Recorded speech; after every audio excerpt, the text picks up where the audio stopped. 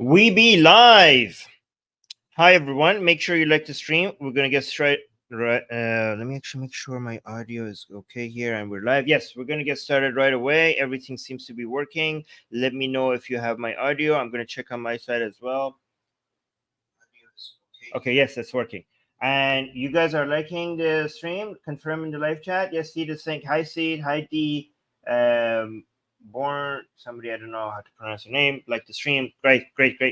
Alfred is here. Thank you so much, Alfred, for being here, highlighting your comments so that your comments get to be part of the stream as well. Guys, this is supposed to be about Islamists challenging the UK law. However, I think this is very relevant. You know that there's riots happening in the UK right now. A lot of you know, and a lot of people were misinformed about this being a Muslim, and then they burned down the mosque. And this, obviously, they were idiots, and we condemn all of that, burning down mosques and that. How's my audio, guys? Like, I have something on here. I want to make sure if you're hearing that everything is good. So, and this is something that people like Tommy Robinson were warning people about. For they wanted to make sure that any form of protest, any form of complaining, any form of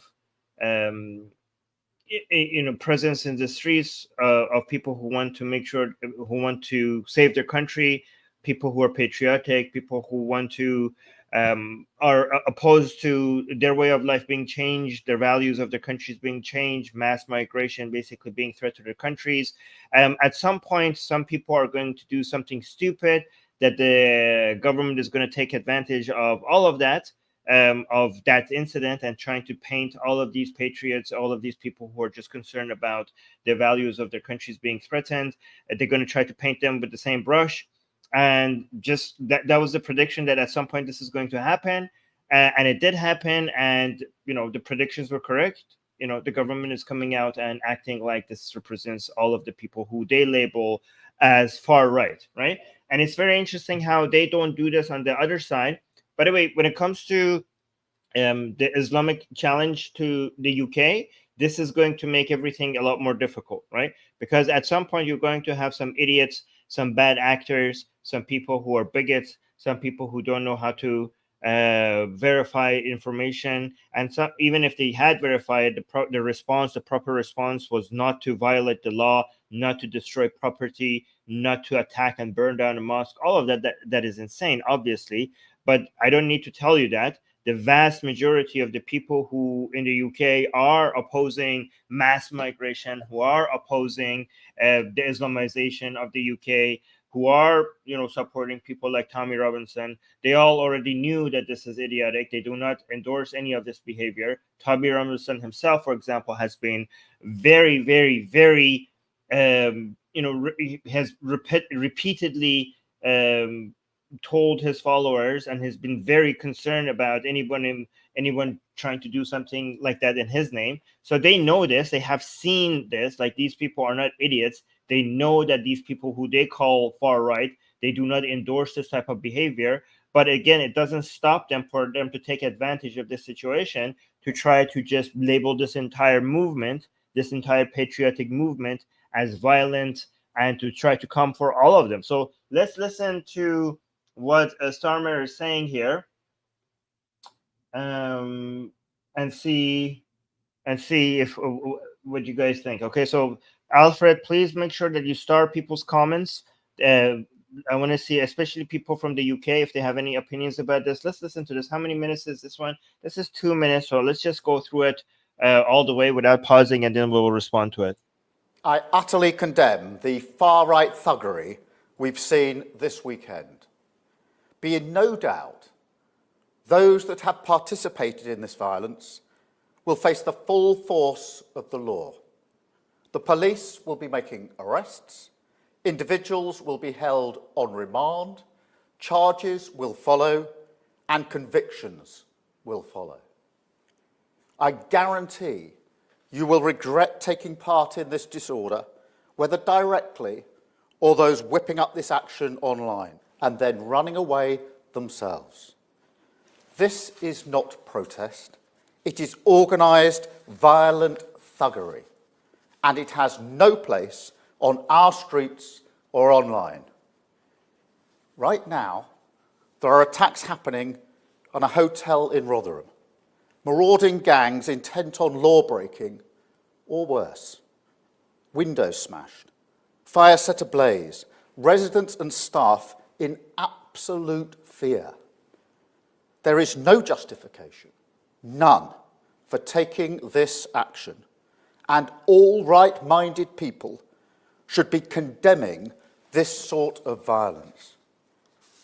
People in this country have a right to be safe, and yet we've seen Muslim communities targeted, attacks on mosques, other minority communities singled out, Nazi salutes in the street, attacks on the police, wanton violence alongside racist rhetoric.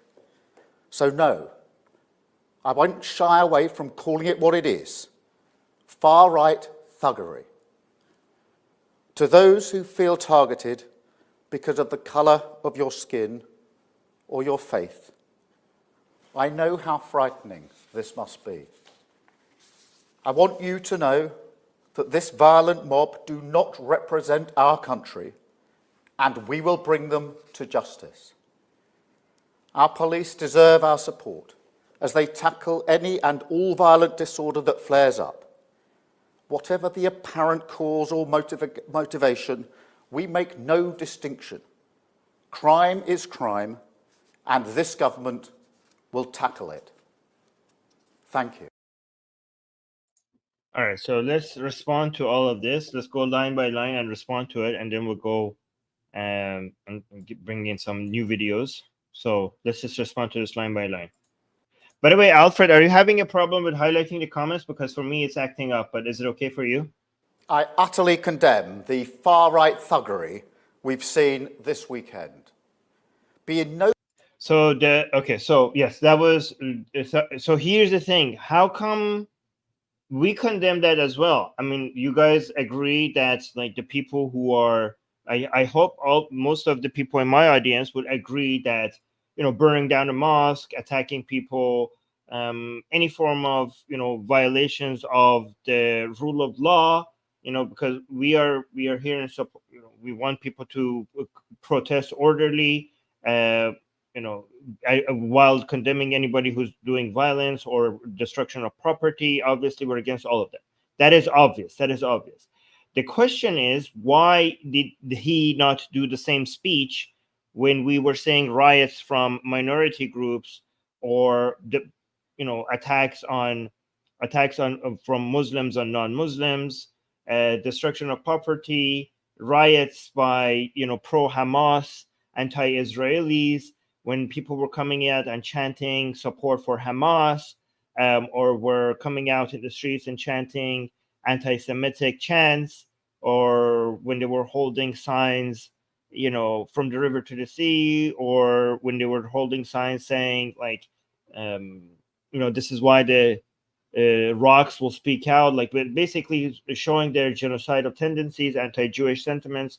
Why would he not come out and condemn those acts of violence? I'm seeing like now, for example, in the streets, I have videos of Muslims attacking non-Muslims. I have one that I can't even show right now. I downloaded it and I was like, yeah, I can't show this right now.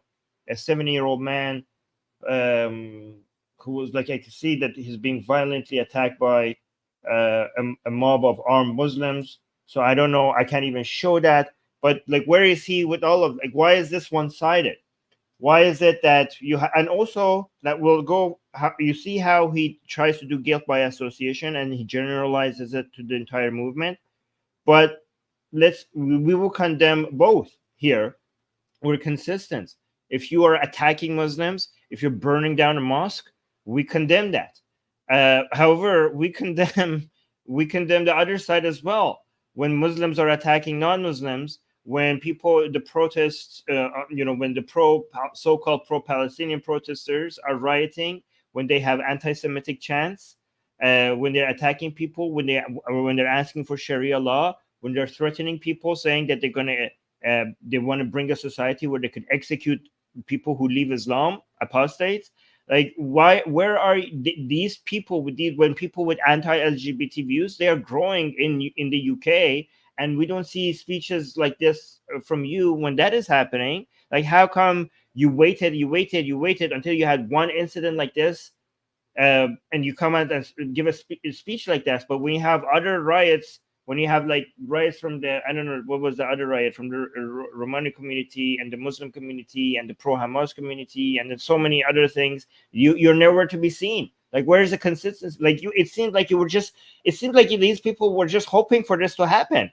because they have this patriotic movement that wants to take the country back, and they were like, well, at some point they're going to, somebody there in that group is going to do something idiotic, and they were just waiting for that to happen, as if they were just wanting this to happen.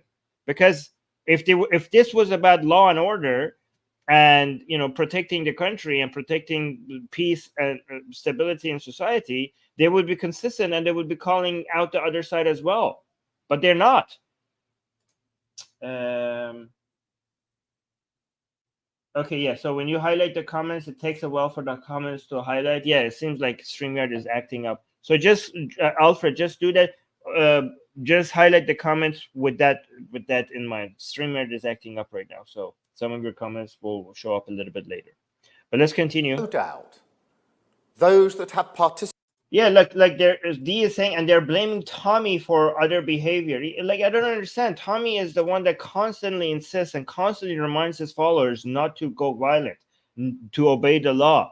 Tommy is the one who, every time there's a protest, he comes out and he gives he thanks the police officers. He thanks the officials responsible for maintaining order there, and he keeps telling his followers to make sure they do this orderly, to follow the law. And then it doesn't matter.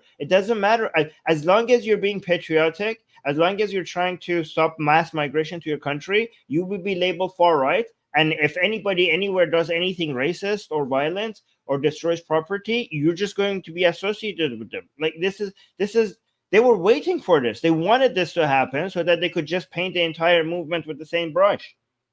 Participated in this violence will face the full force of the law. Okay, the people who did these things, participated. Hold on, listen to this. Listen to him again. Violence will face the full force. Let's go back. Who will face the full force of the law? Those that have participated in this violence will face the full force of the law. Okay, what about the violence from the other side? Why are you now all of a sudden acting like the rule of law matters this much when you see violence on this side, but you're not when there's violence on the other side? The police will be making arrests. Individuals will be held on remand. Charges will follow, and convictions will follow. I guarantee you will regret taking part in this disorder, whether directly or those whipping up this action online. And then, what does that mean, guys? Can somebody tell me what does that mean? Whether directly, okay, so sure, people who committed, like, were participating in an act of violence or destruction of property, they should be arrested, okay? And then, like he said, whether directly, I'm like, oh no. What is the next part? And then the people who are you talking about? People who were whipping up this action online? Like, how are you going to determine whipping up this action online. And what does that mean? Does that include us? It probably includes us, right? I think he is including anybody who's speaking against Islam. That includes people like Tommy, but it includes everybody who has the similar views as Tommy. Anybody, like, would that include, how big is that circle? People who are whipping this action. Are you going to people, as anybody who's concerned about mass migration or is against Islam, is that going to be included in the circle as responsible for the violence that night? What does that mean? Yes, exactly. D is saying he can't speak about the other side because that would be racist and Islamophobic. Okay, so imagine if we applied the same standard to the other side, right? So imagine if you saw Muslims committing an act of violence, for example. Well, I mean, you don't need to imagine that. Just go on Twitter and it's all over the place, right? and we see it in the news, like those Muslim guys that attacked the police recently, and I think they broke up the policeman's nose or something.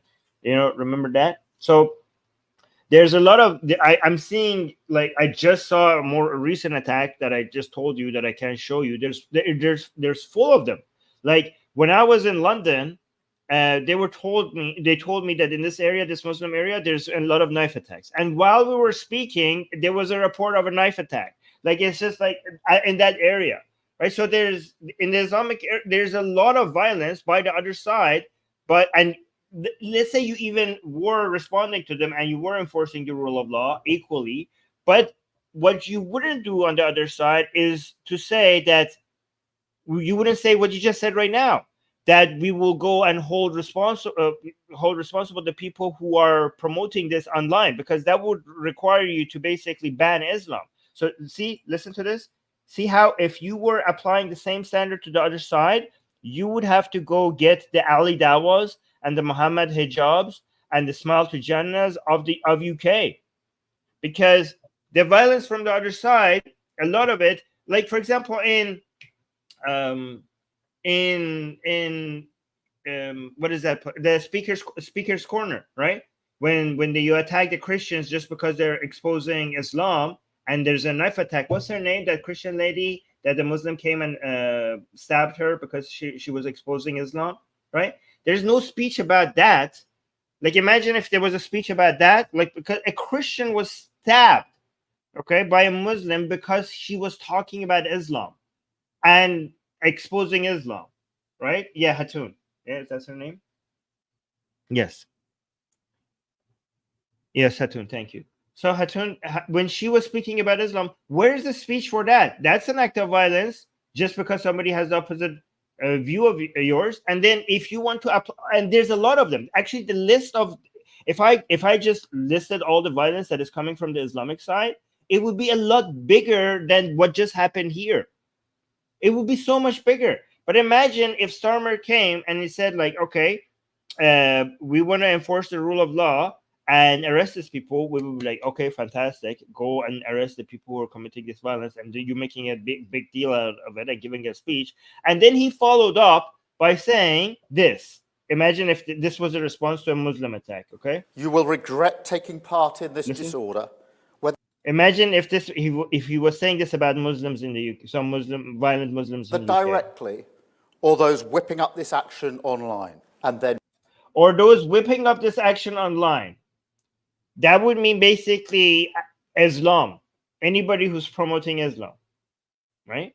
Because all of that violence would be endorsed by Islam, right? So you see how that generalization, that would be seen as Islamophobic, racist, or bigoted. But when it comes to the others, this side is you're free to generalize. In fact, generalization on the other side would actually make more sense. Because when it comes to the patriotic side, if somebody is committing an act of violence or burning down a mosque, then you go and see, well, the main people in this movement, they're asking you not to commit violence, they're asking you to be peaceful, then it would be dishonest of you to generalize that behavior or that attitude to the entire movement. However, if I go see a Muslim stabbing a Christian at Speaker's Corner in London, because she's exposing Islam, because she's insulting Prophet Muhammad, then if I go and generalize that behavior to the entirety of Islam, I would be correct. I would be correct, because it's basically Muhammad did that. Muhammad did that to the people who were making fun of him. He ordered their execution, right? So, but they wouldn't do that. Like they would not generalize that. But they feel completely free to just, and they use the label far right, and this is how they group the patriots with this violent idiots. They're like, oh, that's far right, and the patriotic people who are against mass migration, they're far right. So let's just group them together and just do guilt by association and attribute this act of violence to all of them. Running away themselves. This is not protest. It is organised, violent thuggery, and it has no place on our streets or online. Right now, there are attacks happening on a hotel in Rotherham. Marauding gangs intent on law-breaking, or worse. Windows smashed, fire set ablaze, residents and staff in absolute fear. I mean, where were you when this was happening? Where were this? It was happening even when you were prime minister. Like this is all recent. Like I have so many examples from before you were prime minister and after you were prime minister of all of this happening on the other side. Like where were you with the speech before? There is no justice. By the way, guys, this is not whataboutism. This is asking for consistent standards. It's important for you to understand the difference between whataboutery and demanding consistent standards. Okay, so whataboutery is when somebody does A and it's wrong, and I say, well, I try to justify A because B, which is also wrong, also happened.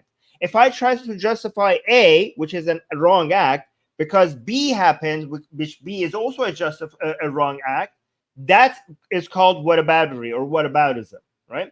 However, if I say both A is wrong, but B is also wrong, I'm not trying to justify A. I am consistent. I'm saying, how come you're condemning A, but you're not condemning B? You need to apply the same standard. If I'm not trying to excuse one of this using the other one, that's not whataboutery. That is demanding a consistent standard. It's a very delicate, they seem similar, but there's a very delicate difference between them. So you have to understand that. This is not whataboutery. This is asking for consistency.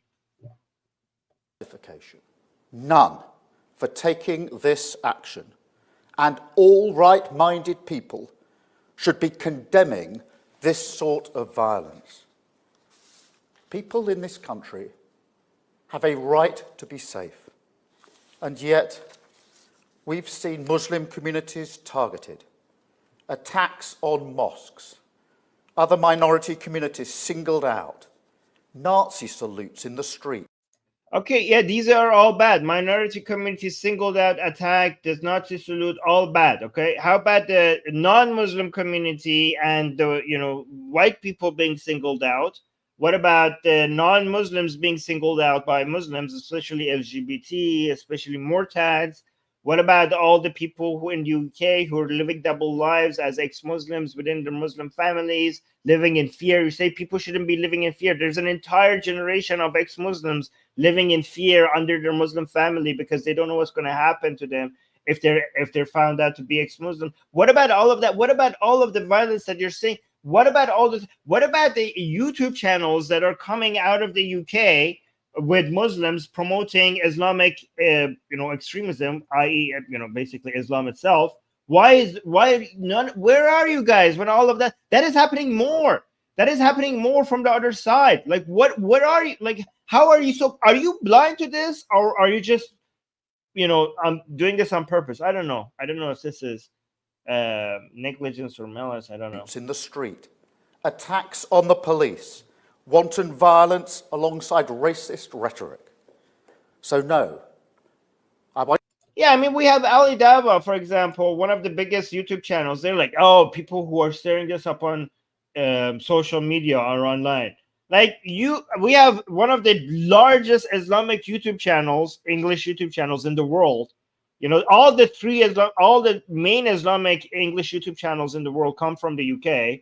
Muhammad Hijab, Ali Dawah, and Small to Jannah, and they all advocate for killing ex-Muslims under Sharia law, including people like me or a lot of other, there's a lot of ex-Muslims in the UK.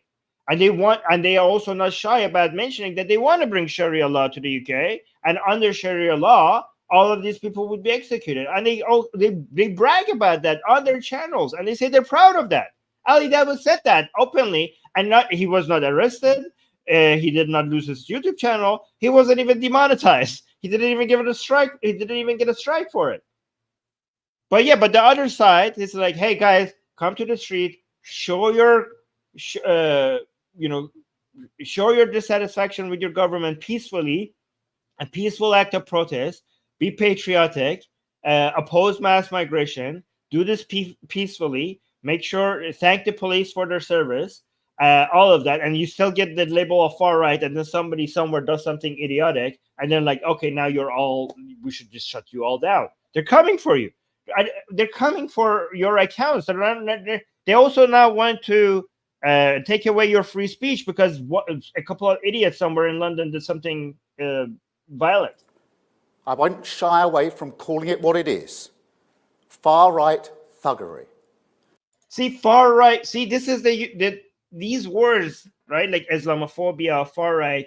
They carry a lot more than what they're supposed to, right? Just like the Islamophobia. So if somebody commits an act of bigotry against a Muslim, or targets Muslims or commits violence against them or destroys their property, right? They will call that Islamophobia, and it's on purpose. They use the word Islam instead of Muslim, so that word is now also covers everybody who's standing against Islam. So by condemning that act, all of a sudden you could bring all these other people who are concerned about Islam and basically condemn all of them because of the action of some certain bigoted, violent people, right? And that's how the word Islamophobia is designed to take advantage of Muslims being harmed to basically stop people exposing Islam. And this is why the word Islamophobia actually needs Muslims to be harmed. And this is why it's so idiotic for people to harm Muslims, because they want you to harm Muslims. The Islamic meme wants you to harm Muslims because it's waiting for you to do that so that it could generalize all the other people who are concerned about Islam. In the same way, the word far right tries to, the same way that the word Islamophobia is vague and covers more than it should and carries a lot more with it than it should be. That's what the word far right does as well, because they will use the word far right against somebody who's being bigoted or violent against a Muslim or destroys their property. But they will also, because this word is vague and doesn't have a specific definition, they will also try to use that same word on patriotic people or people who are calling out Islam or mass migration, so that when they use that label on somebody who's being violent, then because this word covers a whole bunch of other people, they could condemn all of them all together. And that's what's happening right here. This is a trick. I don't know if people are falling for it. I think they are, because a lot of people are now on social media calling out Tommy Robinson or people who are concerned with mass migration or Islam. They're like, oh yeah, see, this is what these people want. No, this is what you want. This is actually what you want. You were waiting for this to happen. You want some people to do this so that you could condemn the entire movement. Far-right thuggery. To those who feel targeted because of the colour of your skin or your faith, I know how frightening this must be. I want you to know that this violent mob do not represent our country, and we will bring them to justice. Our police deserve our support as they tackle any and all violent disorder that flares up. Whatever the apparent cause or motivation, we make no distinction. Crime is crime, and this government will tackle it. Thank you. All right, so let's go to the next video. By the way, Arjun, I don't know if this, I think Streamer is fixed now. Arjun is saying, did you see the situation in Bangladesh? I'm getting a lot of messages about it. I haven't clicked on my messages because I was getting ready for this show, but my messages are filled with things that apparently people are trying to update me about what's happening in Bangladesh. After this show, I'm going to go look it up, okay? But thank you for the super chat. I know. A lot of people are telling me like, I'm in Bangladesh. I'm like, okay, I'll check after this show, okay? But let's actually do a comparison. Okay, so this is amazing. Wait, let me actually bring this up. Yeah, these are two different speeches by Starmer. One of them was about the first one. Wait, let me see. The one at the top is 2020. The one at the bottom is just part of the 2024 speech. The one at the top is about the BLM riots. Okay. I mean, you guys saw the BLM riots, right? You saw all the destruction of property, and basically a lot of things that we're seeing right now with what these people call far right. The violent idiots who are like destroying, burned out the mosque. We saw a lot of that happening during the BLM riots, right? We saw more of that actually happening during the BLM riots, right? So let's see what Starmer said about all of that in 2020, and then compare that to what he's saying about these riots happening in 2024. Should we compare that? Let's compare that, okay? Like you, I was shocked and angered at the killing of George Floyd and the response of President Trump and the US authorities to the peaceful protests, to people rightly demanding justice, has been an affront to humanity.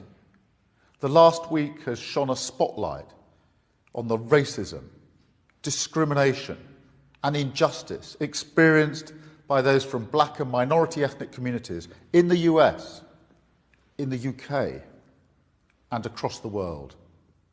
Martin Luther King said, "Injustice anywhere is a threat to justice everywhere."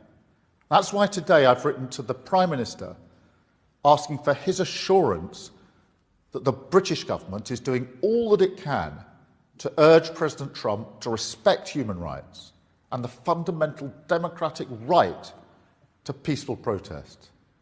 I can announce today that following this meeting, we will establish a national capability across police forces to tackle violent disorder. These thugs are mobile, they move from community to community, and we must have a policing response that can do the same. Shared intelligence, wider deployment of facial recognition technology, and preventative action, criminal behaviour orders to restrict their movements before they can even board a train. So wait, so you're gonna have like facial recognition, and basically you're basically turning into a police state before they could even board a train. So so people who are going to a protest, you're gonna stop them before they even commit a violence. Before, like, maybe they're not gonna be violent, maybe they're just going into a protest. This is basically going to be a police state. What the hell? Hold on, listen to this. Say that following this meeting, we will establish a national capability across police forces to tackle violent disorder. These thugs are mobile, they move from community to community, and we must have a policing response that can do the same. Shared intelligence, wider deployment of facial recognition technology, and preventative action. So China, basically. Preventative action. Is this like the Minority Report movie? Preventative action. So you're going to use facial recognition and stop people's mobility before they violate the law, before they commit an illegal act. Is what? Recognition technology and preventative action, criminal. Yeah, preventative action. That means like we're going to arrest people even if they haven't violated the law. Behavior orders to restrict their movements. Behavior orders to restrict their movement. Yeah, this is you basically want a police state. This is what China is doing. Maybe bring in the credit score as well, I guess. Wider deployment of facial recognition technology. So maybe look at their social media posts and see how much is in line with what you guys like, and basically give everybody a score and reduce their mobility based on their opinions. How about that? Preventative action, criminal behavior orders to restrict their movements before they can even board a train, in just the same way that we do with football hooligans. And let me also say to large social media companies and those who run them, violent disorder clearly whipped up online, that is also a crime. It's happening on your premises. Yeah, okay. So see, online, but I mean, people cannot commit an act of violence on. Hold on, listen to this. I was joking when I said see what people are saying online and give them control them as well. But I thought I thought I was exaggerating, but apparently he's actually saying that. Listen. Violent disorder clearly whipped up online, That is also a crime. So basically speech. And who is to determine what speech is actually motivating this violence? Because when you say far right, you're calling people far right who actually actively go out of their way to tell people not to commit an act of violence, to be peaceful during the protest, to obey the law. Are you calling them far right as well? But who decides whose speech is connected to the violence? Is it up to you? Because if it's up to you, then you will blame anybody who's concerned about Islam or mass migration. It's happening on your premises. Yeah, so you're making concern about mass migration and Islam a crime online, because you could just loosely connect that to the people who are committing violence. Clearly whipped.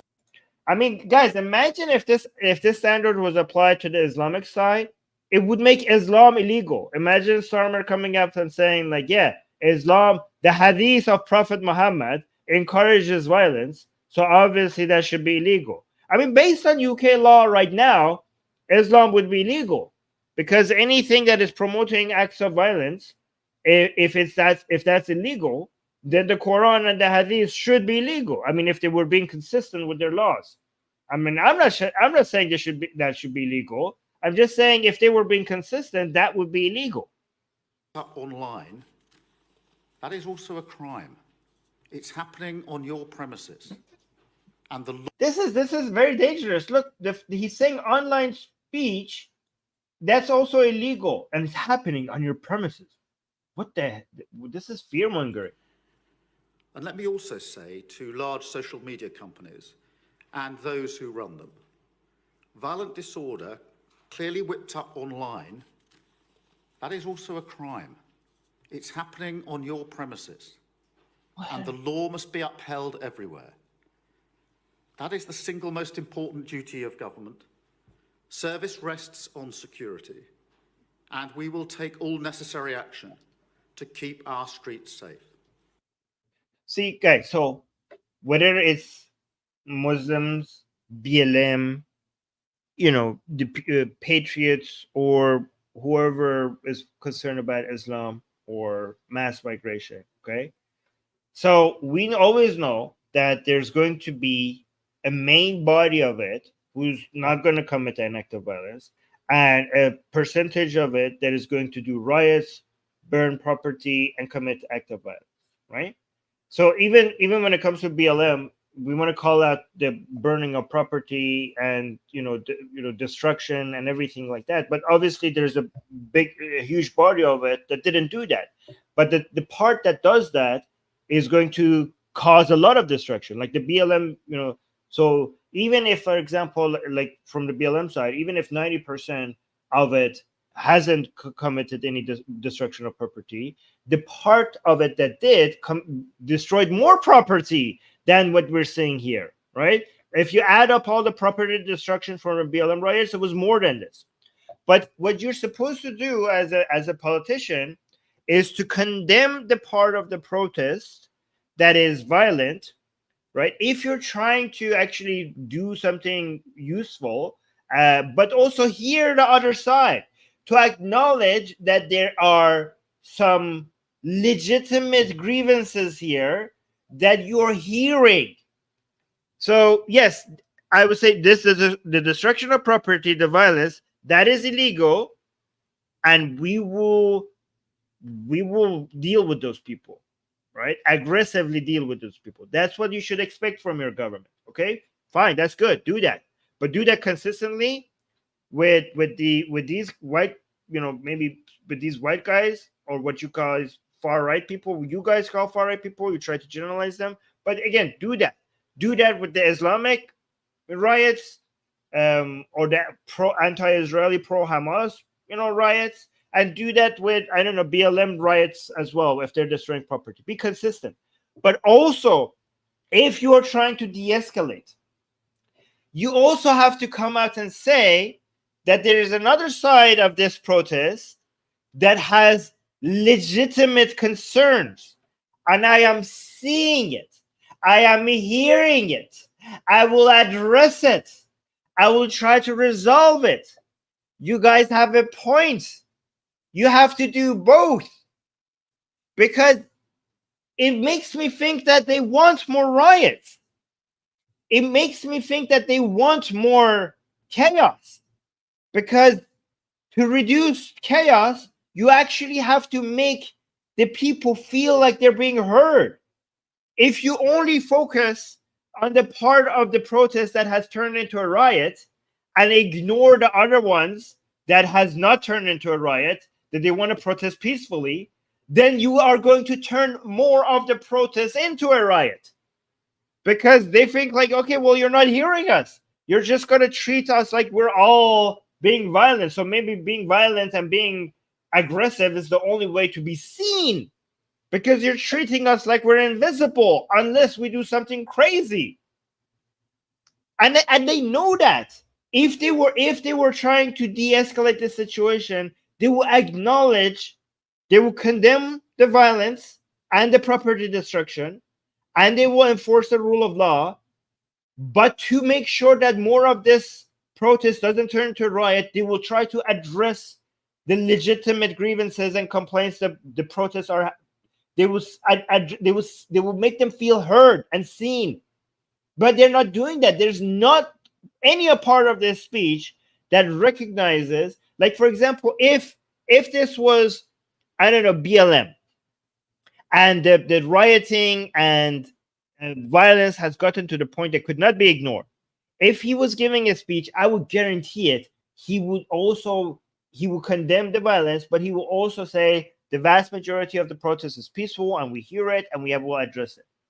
Or if this was an anti-Israeli or a Muslim protest and some of them went violent, he will maybe even if he did come and condemn the violence, he will also acknowledge that there's part of it that we understand and that we will address, because he will try to not like paint them all with the same picture.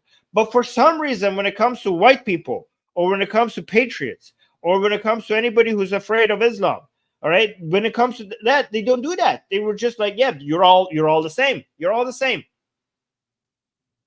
Let me actually listen to this part. Hold on.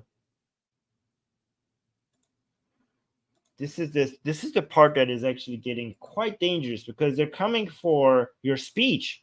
Look at this. Listen to this. I had a Cobra meeting this morning, which was an opportunity that I took to thank the police for their work over the last few days, to express my support for the police officers who have been injured and the communities impacted by this mindless thuggery. I have videos right now that I want to show you guys, that with Muslims attacking police like lying on the street, and you never came in support. You never came and give a speech in support of the police then. I have that video. And the community. Hey, maybe contact me. I will send it to you. Give me your email. I will send it to you. It is impacted by this mindless thuggery. There are a number of actions that came out of the meeting. The first is we will have a standing army of specialist officers, public duty officers, so that we'll have enough officers to deal with this where we need them. The second is we'll ramp up criminal justice. There have already been hundreds of arrests. Some have appeared in court this morning. I've asked for early consideration of the earliest naming and identification of those involved in the process, who will feel the full force of the law. And thirdly, I've been absolutely clear that the criminal law applies online. See, this is where it gets dangerous. You saw that everything here is fine if it was consistent on all sides. Yeah, okay, go find those people who are burning down mosques, who are committing violence, who are attacking the police. You should enforce the law for all of them, whatever it happens, from all sides. Okay, everything is fine here until it gets to this point. Look at this. This is where it gets dangerous. Look at this. So officers, public duty officers, so that we'll have enough officers to deal with this where we need them. The second is. By the way, I heard your prisons are full in the UK, so I don't know how you're going to deal with all of these people. I know what you're going to do. You're going to basically, if there are any Muslim, your prisons are full. Are you going to remove the minorities or Muslims from the prison so you have free space for all these white people? I think that's what they're going to do. I think the prison system is going to also be based on your skin color, because they don't have enough space for all these people that they're arresting. This is actually a huge disaster right now in the UK. All the prisons are full. We'll ramp up criminal justice. There have already been hundreds of arrests. Some have appeared in court this morning. I've asked for early consideration of the earliest naming and identification of those involved in the process. Yeah. If by process you mean the violent actions, okay, so far fine. Who will feel the full force of the law. And thirdly, Sure. I've been absolutely... See, this is where like, what the hell is happening in the UK? Listen to this part. ...clear that the criminal law applies online as well as offline, and I'm assured that that's the approach that is being taken. What do you mean? Like, what do you mean? Like, what are we doing? What can people do online that would be illegal? Like, can people kick each other in the face online? Can people stab each other online? Like, what are you going to make illegal online? Like, how is that even comparable? How are you even comparing people talking online to burning down mosques or people stabbing each other or kicking each other in the face? Like, how is that even? Why are you using this as an excuse to come for people's free speech? Unbelievable. Whatever the apparent... Yeah, there's some people are saying this is some 1984 stuff. Exactly. ...motivation. This is not protest. It is pure violence. It's pure violence online? How? How is that okay? Like, it's pure violence online? I didn't know you could commit acts of violence online. We will not tolerate attacks on mosques or our Muslim communities. What about on other non-Muslim communities? I mean, you shouldn't tolerate attacks on mosques, on Muslim communities. Good job. Please protect the Muslims and their mosques.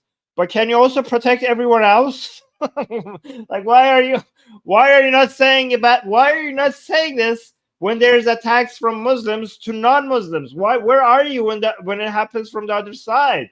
Like, why are you God damn it. So the full force of the law will be visited on all those who are identified as having taken part in these activities. Unbelievable. So this whole social media thing is actually quite concerning. You guys need to be very concerned, because look, people are supporting this in the UK. Look at this. So look at this one. Can I ask, because we've talked about this a few times in the last few days, like many of our viewers will have done at home. So they're talking about the UK riots. And again, look at this. They were waiting for this. I promise. This is why those idiots don't know what they're doing. I mean, it's obviously immoral to burn down a mosque or attack Muslims, right? But they were waiting for this to happen to be able to come after all the patriotic people, all the people who want to save their country, all the people who want to protect their borders, protect their country against Islam or mass migration. You just have to have a few bad actors for them to just be able to come for all of you. And not just in the streets, but also online. But look at the support for this. Listen to this. Can I ask, because we've talked about this a few times in the last few days, like many of our viewers will have done at home since those terrible killings in Southport, there have been identifiable individuals on social media who have been inciting not just riot, but violence. They've been using racist language. They've been using falsehoods about what happened in... You see how it all of a sudden changes? People who have been inciting violence. Okay, inciting violence, that should be illegal, okay? But then it goes to, they have been using racist language. Like, okay, what do I don't trust your definition of racist, okay? Because now all of a sudden, inciting violence, like, okay, I see that's concerned. That should be illegal.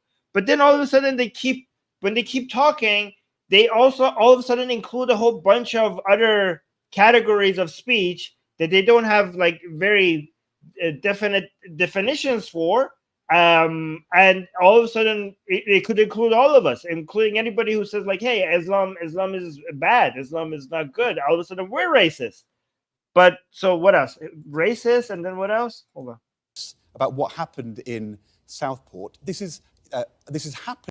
Oh, so people are spreading false information about what happened.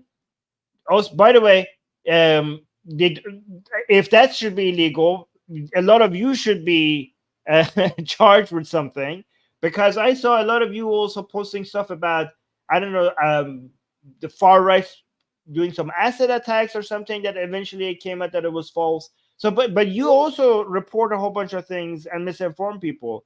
I mean, if you want to criminalize that, you would go out of business. In Southport, this is happening on the social media platforms. What can be done?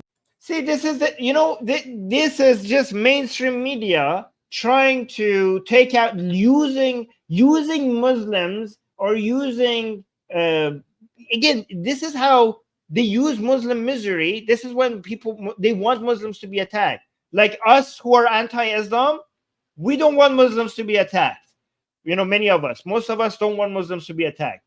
But these people who act like they want to protect Muslims, they actually want Muslims to be attacked, because as soon as Muslims are attacked, as soon as one of them is physically attacked or their mosque is burned up, they're all out here trying to have their piece of it. They were like, oh my God, they're handing out cakes. Where's my piece, right? The government was like, oh my God, this is such an opportunity for me to shut down all of these people who are against mass migration, because we want the mass migration for our agenda. So they're like, oh my God, this is great. They burned down the mosque. And the media is like, the mainstream media now wants to take out their competition, which is social media. This is just a battle between mainstream media and social media. They're talking about false information, as if they don't have false information on their own mainstream media. But they're like, okay, this is such a great opportunity for us to basically restrict social media, because they see it as competition. So again, this is in the same way that all these so-called pro-Palestine protesters are actually taking advantage of Palestinians dying, because they don't care about Palestinians. They try to use their tears and blood for their own gain. Again, this is happening here again. Muslim misery and Muslim blood is always used by governments, by Islam itself. Islam loves Muslim suffering because it grows when Muslims suffer, and by mainstream media.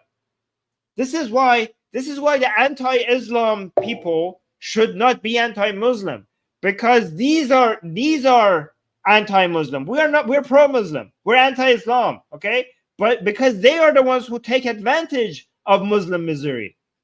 But look how they're like settling this. Look how they smell blood. Like, oh, somebody attacked the mosque. Let's all come for our share. Look at this. On the social media platforms, what can be done, what should be done now by the social media companies and the police and the government to stop this happening? Because it's been happening for a week. Well, you're right, Ed, that we have seen these what things that are appearing online that are clearly criminal, that social media has put rocket boosts. There are things appearing online that are clearly criminal. Are you talking about people just expressing their opinions? That social media has put rocket boosters under the far-right extremist organisation, and also some of the violence that... Far-right extremist organization. They mean people like Tommy Robinson, who has always been against violence, always wanted the protests to be peaceful. See, they're just using this to their advantage. We have seen organising some of the violence. Things that are criminal offline are also criminal online. So, see, things. What are you talking about? So you're saying things that are criminal offline means like burning down a mosque are also criminal online. Like what? Like burning a mosque on Minecraft? Like how? Like what? How is that? How could that be? What are you talking? Like how could I commit acts of violence online?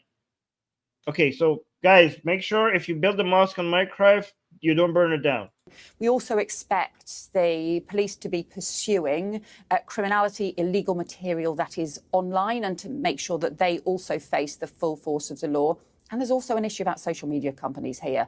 They have to take much greater responsibility for what is happening on their platforms that, frankly, they make huge amounts of money from, and therefore they need to take much greater responsibility. We're going to be pursuing that with the social media companies this week as well.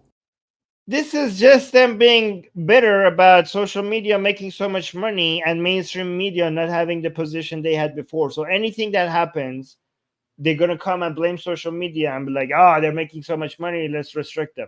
This is them just like, they don't care about the people being attacked. They just care about themselves, and they're them being jealous of social media and them not having the share and the audience that they used to before.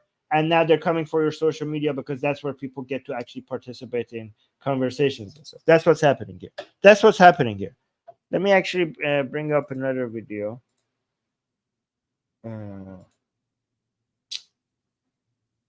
Let me do this one. Yeah, this one. Okay, wait, hold on. Was this? So this was in the streets of London, right? So this is a British man speaking about Muhammad being a child abuser, and he's being a PDF file, okay, as he says it. But let's see what happens to him, okay? Oh, let me see what Alfred is saying. Okay, Alfred needs to go. Okay. You wanted to get something in? Yes, please. I would like to say that there is a big problem in Islam. It's written in the Hadith, which all Muslims, all good Muslims believe in the Hadith, and it is written in the Hadith that Prophet Muhammad was 50 or 53 years old when he sexually penetrated Aisha. No. So look at this. These are Muslims. These are pro-Hamas protesters. So he's basically saying, he's saying something that is true. This, I don't know why that Muslim lady started screaming. This is in the UK, by the way. Like he's just quoting the Hadith. This is in the Hadith. So why is she upset? Sexually penetrated Aisha. No. Aisha, she was 9 years old. She was 9 years old.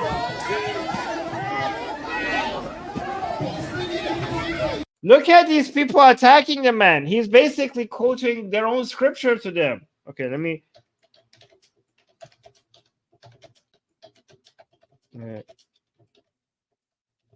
Here. And this, look at how brave this guy is. That all of these Muslims, all of a sudden, where were these Muslims? First of all, I didn't see, it seemed like he was just standing there. Does it just rain Muslims when you say something about Muhammad and Aisha? Like they just showed up. I didn't know they were there.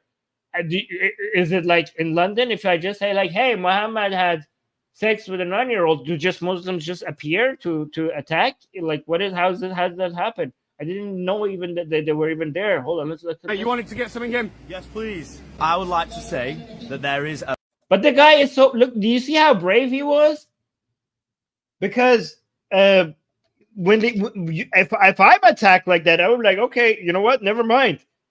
But he just kept on repeating, she was 9 years old. She was 9 years old as he was being attacked. Okay, but now let me bring up the hadith just so you guys know that this is actually part of the scripture. I don't know why they're offended being read their own scripture. A big problem in Islam. It's written in the Hadith, which all Muslims, all good Muslims believe in the Hadith. And it is written in the Hadith that Prophet Muhammad was 50 or 53 years old when he sexually penetrated Aisha.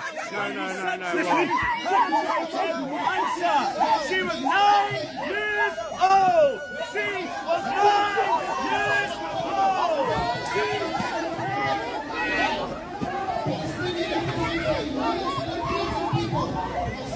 Look, where is Starmer going to call this out? Like people are attacking somebody for just saying something. Step away, lad. You're better than him. Look, oh my God, there's so many. Okay, this is probably a part of a pro-Palestine. Hey, lads, you're better than him. Oh my God, there's so many of them. Leave him. Not in. Disgusting stuff about Islam. Okay, I give you an opportunity to talk. You can't run and say the thing you say Islamophobia, your religion, mate. Okay, but you guys are better than this.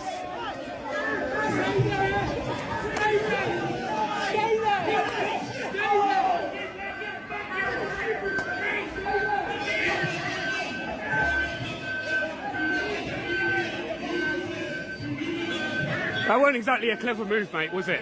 It was a very clever move. You really think so? It was the perfect You move. know, it's people like Everybody you. You know, it's people They like need you. to know. No. Aisha How old was Joseph? blind, How old was used Joseph? all. How old was Joseph?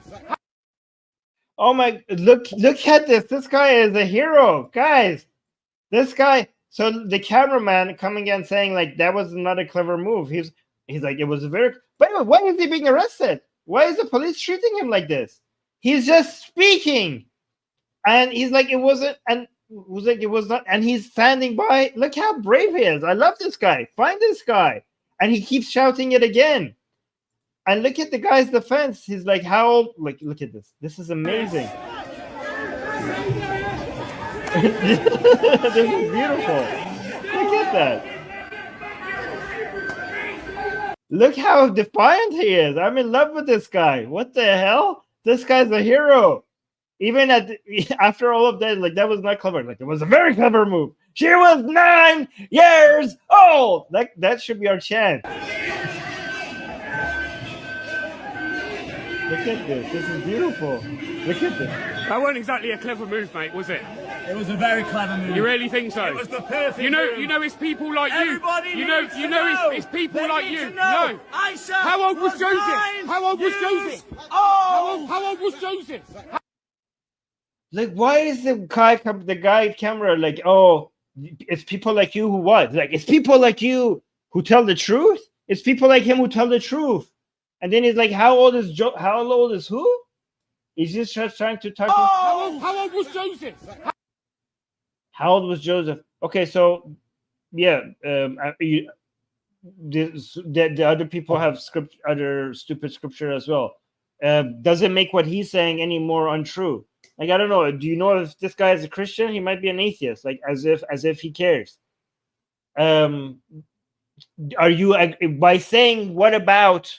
This is, by the way, guys, whataboutism, right? When you're saying that's so Muhammad has sex with a 9-year-old, apparently, according to Muslims themselves, right? I will show you on the screen. And they're saying, like, what about other scripture who has endorses sex with, children? Yeah, that's bad as well. Like, this is the good thing about being atheist, could be consistent. But this is whataboutism because you're trying to excuse something by pointing out something wrong somewhere else as well. But by saying that, are you acknowledging that that is true, that Muhammad had sex with a 9-year-old? Because Islam says it's true. Here, this is Sahih Bukhari. So this guy is shouting something that every Muslim should agree with. I mean, this is a Sunni hadith, but Shias have their own hadith that verifies this as well. This is true. And also, Shias shouldn't, a lot of Shias come like, we don't agree with Bukhari. Your Ali had sex with Fatima when she was 9 years old as well. So shut the hell up, okay? So you actually have bigger problems if you're a Shia. But here, this is Sahih Bukhari, and if you know your Islam, Sahih Bukhari means that this is inseparable from Islam. This is part of the Hadith. You cannot deny this. This is that if it's Sahih Bukhari, that this means that this is accepted by all 4 Sunni Islamic schools of thought, right? So it says that Prophet Muhammad married her, meaning Aisha, when she was 6 years old, and he consummated his marriage, meaning he RAPE'd her, basically, when she was 9 years old. 9 years old, okay? So, and this hadith is is everywhere. So there's so many of this. So why is this guy like, oh, that was not very smart, was it? What was not smart? Telling the truth, according to Muslims themselves. Guys, this guy's a hero. I want this guy in the stream. By the way, this should be a chant. Like, he says she was 9 years old. I think people should just hold. This is the greatest weakness of Islam. Okay, age of Aisha is the greatest weakness of Islam. I think this man's chant should be something that people hold on signs. Just go into the streets and just say she was 9 years old and hold that. Guys, I think this is a great idea. You don't need to say anything about Islam. You don't need to mention Muhammad. You don't need to mention Islam. You don't need to mention any group of people. Just go out in the streets and hold signs that says she was 9 years old and chant that like he did. That was so powerful. The way he said it, she was 9 years old as people were attacking him. I think that should be, or she was 9. Yeah, maybe shorter. She was 9. No, don't even mention Aisha. I think it would be more powerful if you don't mention Aisha, because by not mentioning it and them getting offended, you're showing that they must know what you're talking about, because it's implied. Like, if you don't, it's a lot more subtle and more powerful if you just don't even mention her name. If you just say she was 9 years old. This is a very, I don't know. I think this is a very powerful chant if people just hold signs saying she was 9 years old. Let me know if you think that's a good idea. No, don't say Aisha. No, yeah, she was 9. Yeah, hashtag she was 9. Yeah, this is good. She was 9. Yeah, maybe that. She was 9. Short and sweet. I love that.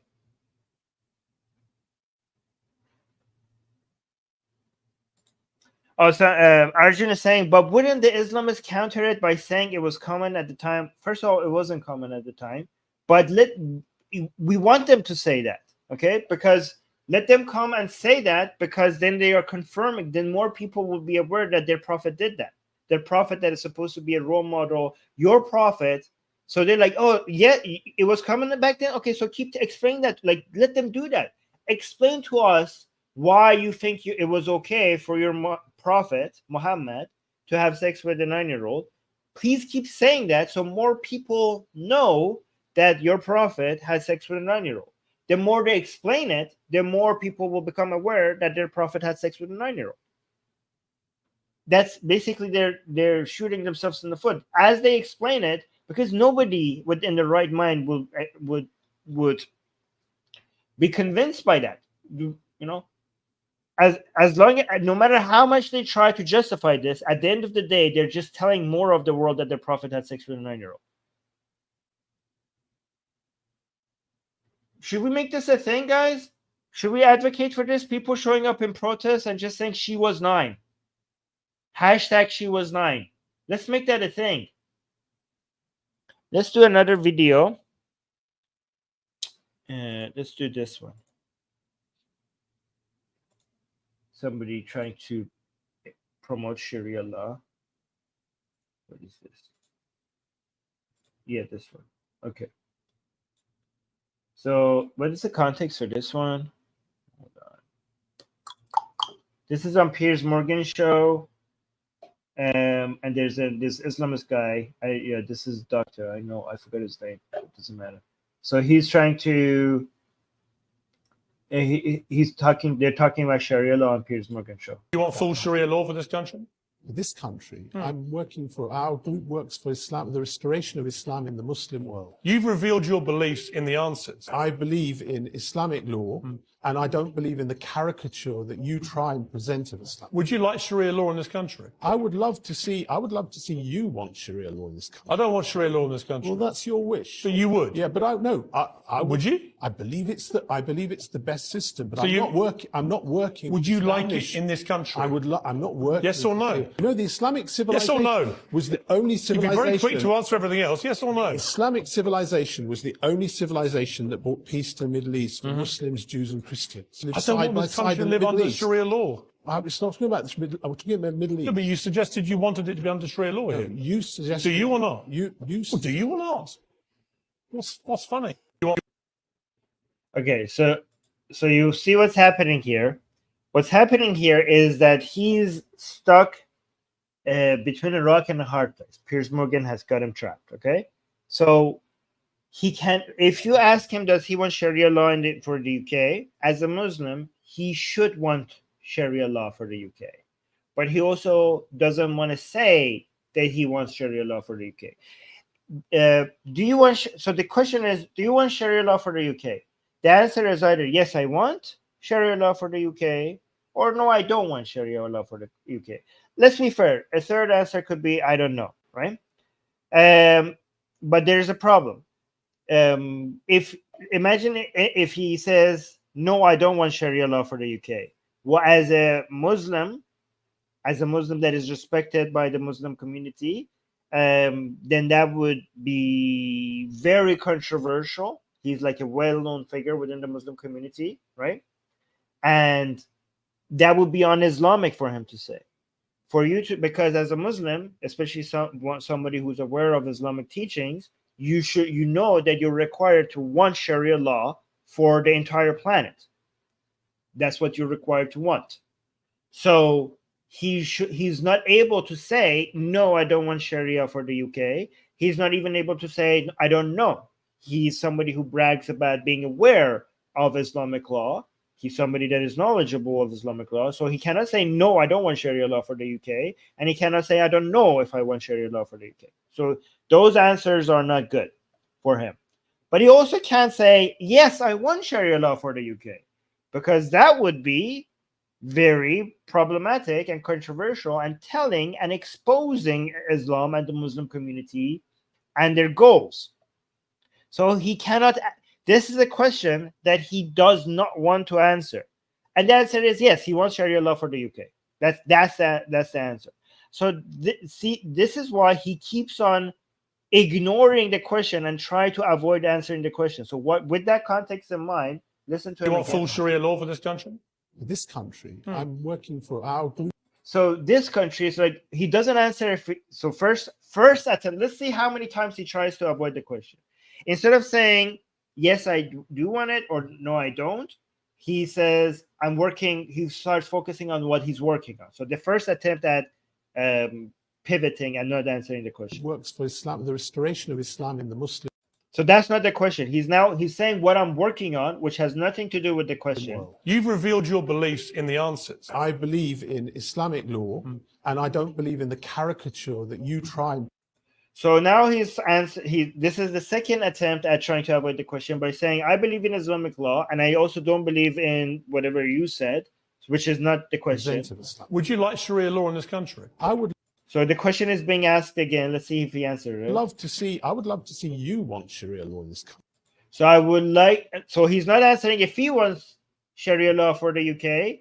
He's saying, I would like to see you want Sharia law for the UK, which is not the question. The question was not, would you like to see me like Sharia law? But the question was, would you like Sharia law for the UK? So that was a third attempt at not answering the question. I don't want Sharia law in this country. Well, that's your wish. So you would? Yeah, but I would you?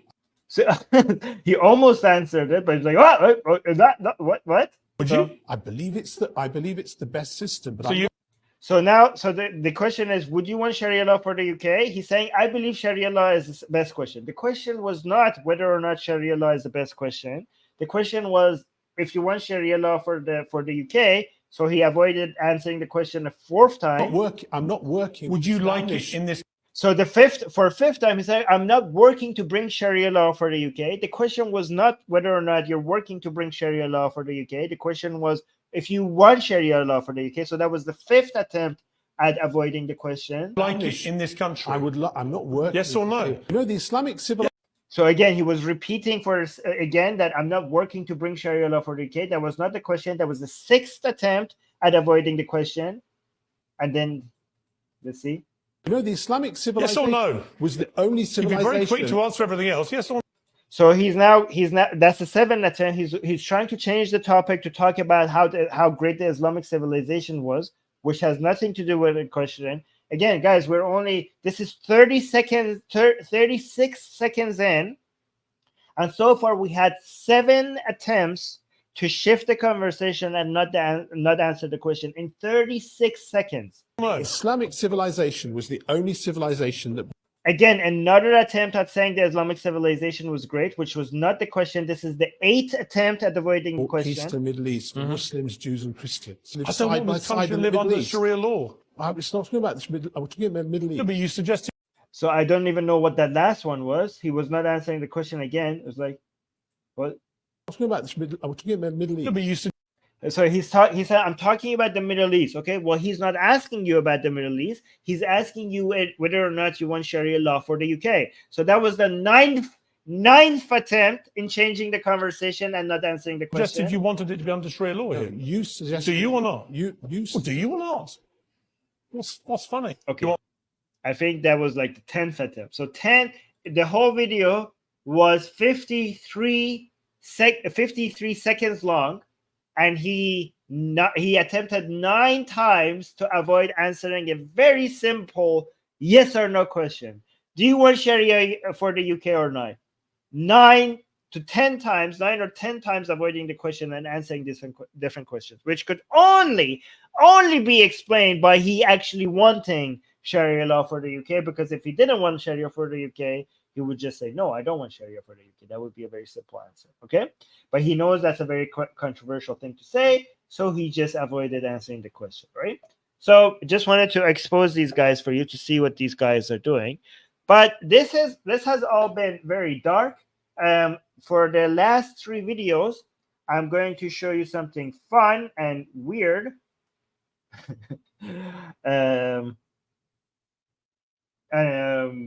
Yeah, this is a Muslim here. Okay, this is a Muslim, and I will show you how I know this is a Muslim. I didn't think that she's a Muslim, but I will show you. I have 3 videos from her. But before I show, it's a Muslim revert, as they call themselves, somebody in the UK who converted to Islam, right? And she's talking about Sharia law in the UK, and she's speaking as a Muslim on behalf of Muslims, apparently. But we'll review that. But before I do that, let me review some of your super chats and membership comments. Darko is saying, this feels like an episode from Twilight Zone. Yes. Darko, okay, thank you, Darko. Cleo is saying she was 9 on a placard. Yes, will hurt more than a riot. Yes, guys, please. This is just peacefully. Somebody make that happen, just peacefully. You don't even need to walk. You don't even need to chant. You could just put tapes on your mouth. Put tapes on your mouth. Hold signs that says she was 9. And everybody would know what you're talking about. And the beauty of that is that the fact that you don't need to say anything. Because if you put a tape on your mouth and hold a sign that says she was 9, you're basically telling the audience that you know what I'm talking about. And the fact that you know what I'm talking about is the problem. And this will hurt so much. This pisses off, the people who are trying to defend Islam. This pisses them off so much. There's no defense for this. Just go put tapes on your mouth, not saying anything, and just stand there holding signs that says she was 9. Amazing. That would be a good protest. I think that would be very good. Anyways, let me review this video. So this is a Muslim in the UK. And she's telling us all that we're completely wrong. So most people don't know this about Muslims and Sharia law. Most people don't know this. Let's see what we don't know about Muslims and Sharia law. And she's saying this to us as a Muslim herself.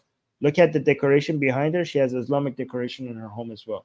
But I also show you in the next video why she converted to Islam. This is something about Muslims that most people don't know. You know, the Muslims that work with you, Abdul, Khalid and Katie.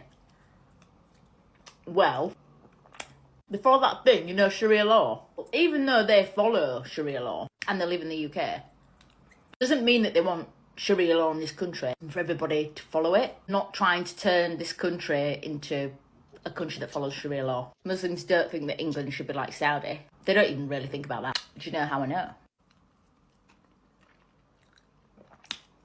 I know because I follow it too, and I feel the same. Bet you didn't know that, did you? Yep. Sharia law, Sharon law. I mean, I don't know why anyone calls it that. It's got nothing to do with Sharon.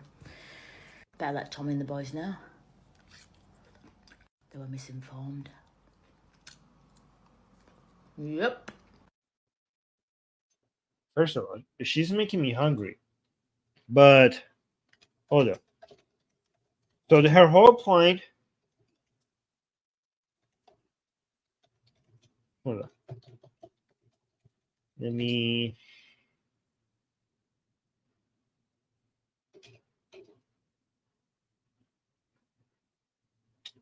Yeah, okay. Let me actually bring this up so that I could confirm. So let's go through this line by line and then respond to it. And I also bring hadith that will show that she is wrong. How about that?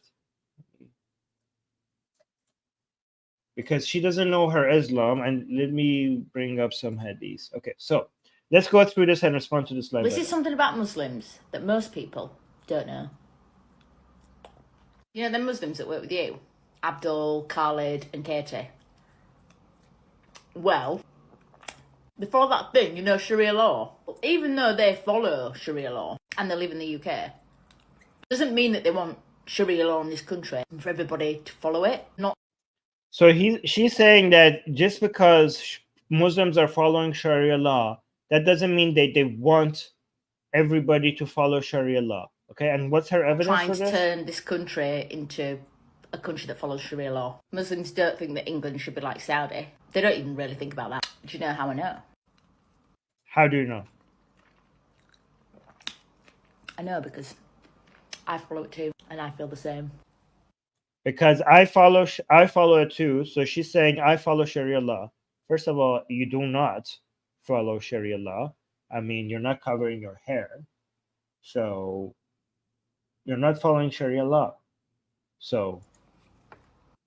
But you didn't know that, did you? Yep. No, but you don't know that. You don't even know what Sharia law is, lady. Sharia law, Darren law. I mean, I don't know why anyone calls it that. It's got nothing to do with Sharon. Better let Tommy and the boys know. Tommy and the boys? Who's she talking You're about? misinformed. You're misinformed. No. Yep. We're not misinformed. You're misinformed. Hold on. Let me see if we're misinformed. Okay, so she's saying because I follow Sharia and I don't want Sharia for the UK, that means Muslims don't want Sharia law for the UK. I mean, I think she doesn't know how logic works, I think, because are you a representative of all Muslims? Okay, so I agree that Muslims are different. Some Muslims want Sharia law for the whole world. Some Muslims don't want. Some Muslims don't even think about these things. We have many different Muslims. But the question is not what Muslims want, because Muslims are very different from each other. The question is what Islam wants. So what you're supposed to want. So, and many Muslims don't want Sharia law for the UK, but because they're not wanting what they're supposed to want. Because their messenger, Muhammad, said in the hadith, and again, this is Sahih Bukhari, he said, I have been ordered by Allah to fight against the people until they testify that none has the right to be worshipped but Allah, and that Muhammad and his and that Muhammad is Allah's messenger, and offer the prayer perfectly, and give the obligatory charity. I mean, this means zakat. So if they perform that, then they save their lives and property from me, except for Islamic laws, and then their reckoning accounts will be done by Allah. Wait. So if they perform that, then they save their lives and property from me, except for Islamic laws, and then their reckoning accounts will be done. Okay, so Muhammad apparently disagrees with this lady. Hold on, let me see if I have another hadith. So yes, here. I have been commanded to fight against people till they testify that there is no God but Allah, that Muhammad is the messenger of Allah, and they establish prayer and pay zakat, and if they do it, their blood and property are guaranteed protection on my behalf, except when that's what it means. Okay, this is a better hadith. This is Sahih Muslim. So Sahih Muslim is more readable. Except when justified by law. We saw in that other hadith, meaning Islamic law, Sharia law. And their affairs rest with Allah. Okay? So if you put these two hadiths together, you will see that Allah's messenger Muhammad wanted Sharia law to be established everywhere.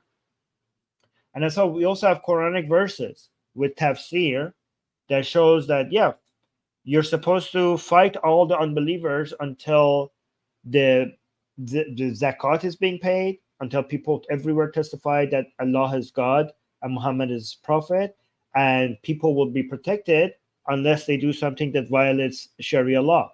So you are misinformed, lady. I mean, I agree that Muslims are different, and Muslims want different things, but you that's because they are misinformed. That's because many Muslims do not understand. Most Muslims don't understand Islam. Most Muslims don't know their religion. So we're not misinformed. You're misinformed. You're misinformed. You don't even understand the ABCs of your own religion, lady. I mean, I can tell by the fact that you're not wearing hijab. But anyways, why did she become Muslim? Because she has a video explaining to us why she became a Muslim. Okay, D is asking a question. D is saying, how dark do you think the UK will get? Honestly, I don't know, but I'm not optimistic. Okay, it doesn't seem to be good right now. But again, I try to not to be so pessimistic, because I don't want, because if we promote pessimism, then people are not going to fight. We have to try to be hopeful so that people stand up and fight. So I don't know. I mean, personally, I'm not very optimistic, but I try not to say that so much, because I want people, I don't want to discourage people from fighting for their country. There needs to be some hope. Angie's saying, hashtag she was 9. Thank you and the team. Guys, like the video. Yes. Let's make this a thing. Hashtag she was 9. Yeah. Thank you so much, Angie. Guys, I will go look for this hashtag on Twitter, and I will retweet the good ones. People are using this hashtag. And we have Atheist Republic's Twitter account has like 100. How many followers we have? So I think we could like be effective at making this a thing if I go and retweet. So I forgot. So my personal account has almost 56,000 followers, and Atheist Republic's Twitter account has 141,000 Twitter followers. Okay, 141,000. So I think like I could boost hashtags. Guys, go use that on Twitter. I try to use something clever and nice, and I will find the best ones and I will hashtag it. We could make this a thing together. Anyways, let's go find the second video of this woman explaining to us why she became a Muslim. British woman. By the way, wasn't her reasoning in this video so stupid? She's saying, yeah, you know how I know Muslims don't want Sharia law for the UK? Because I follow Sharia law and I don't want Sharia for the UK. Bet you didn't know that. Bet you didn't know that. And she's so confident about her reasoning. She's so stupid, but yet so confident. So, like, forget about being Muslim or not. You're just dumb. Like, you have a sample size of one individual, and then you want to generalize that to the entire population of Muslims. Like, are you like the queen of Muslims? Did they make you the queen of Muslims? Like, how are you speaking on behalf of the entire ummah? Let's go to this. Why is she eating in all her videos? I'm getting hungry. So this is another video saying real reason women convert to Islam. Okay, so let's listen to her, see why women converting to Islam. You know, them Muslim women that weren't born Muslim, but they chose to become Muslim. I bet you didn't know why they actually choose to become Muslim, did you? Listen to this. You know that Jess that works with you, the one with the blonde hair? She's become Muslim. And do you know why she became Muslim? This is the tea. She became Muslim because she actually believes in it. She actually thinks that that's the truth. Nobody forced her. She didn't have to do it to get married. I'll tell you a secret as well.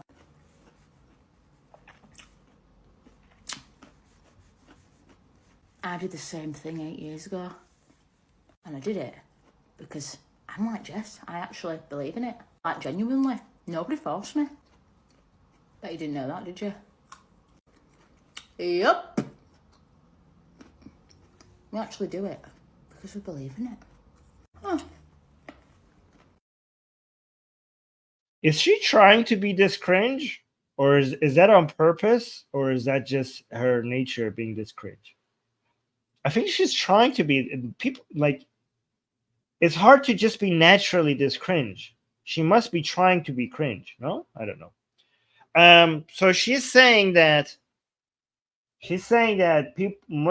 women are becoming Muslim because they actually believe in it. That's the reason why they become Muslim.